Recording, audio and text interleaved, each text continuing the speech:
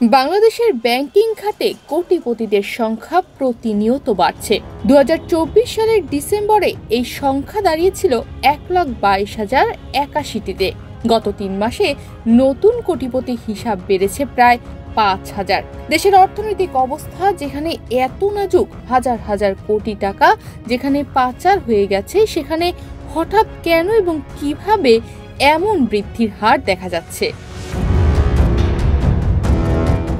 বাংলাদেশ ব্যাংকের সাম্প্রতিক তথ্য অনুযায়ী দেশের বাণিজ্যিক ব্যাংকগুলোতে 1 কোটি টাকার বেশি জমা রয়েছে এমন ব্যক্তি ও প্রতিষ্ঠানের হিসাবের সংখ্যা অনেক বেড়েছে।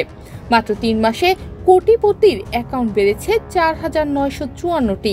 2024 সালের ডিসেম্বর শেষে ব্যাংক খাতে মোট অ্যাকাউন্টের সংখ্যা দাঁড়িয়েছে 16,42,47,532টিতে।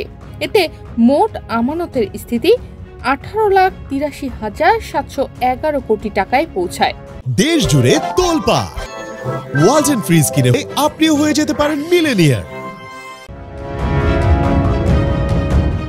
অর্থনীতিবিদরা বলছেন, এই 3 মাসে এমন হারে কোটিপতি বৃদ্ধির পেছনে অনেক কারণ রয়েছে, যেমন বিনিয়োগ বৃদ্ধি, সম্পদের পুনর্বিন্যাস এবং উচ্চ মুদ্রাস্ফীতি। তবে প্রশ্ন থেকে যায়, দেশে কোটিপতি বৃদ্ধির ফলে সাধারণ জনগণের উপর কী প্রভাব পড়ছে?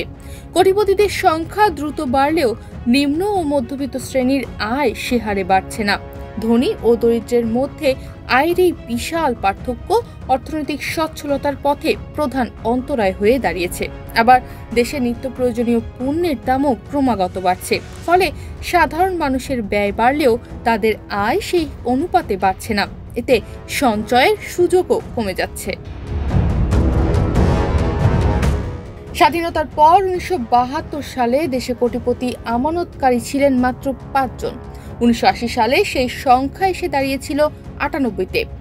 2008 সালে তা বেড়ে হয় 19,163 জন এবং 2023 সালের ডিসেম্বরে এই সংখ্যা দাঁড়ায় 1,16,908টিতে।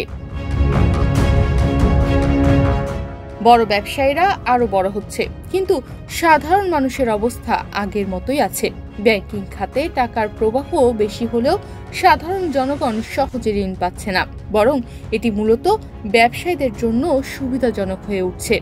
ফলে ক্ষুদ্র ব্যবসায়ী এবং উদ্যোক্তারা আর্থিক সংকটে থাকছেন। বাংলাদেশের অর্থনৈতিক উন্নয়নের সাথে সাথে কোটিপতিদের সংখ্যা বাড়ছে, তবে সাধারণ মানুষের অবস্থার উন্নতি কতটা হচ্ছে সেটা ভাবনার বিষয়। তনিমা রহমান, বাংলাদেশ প্রতিদিন।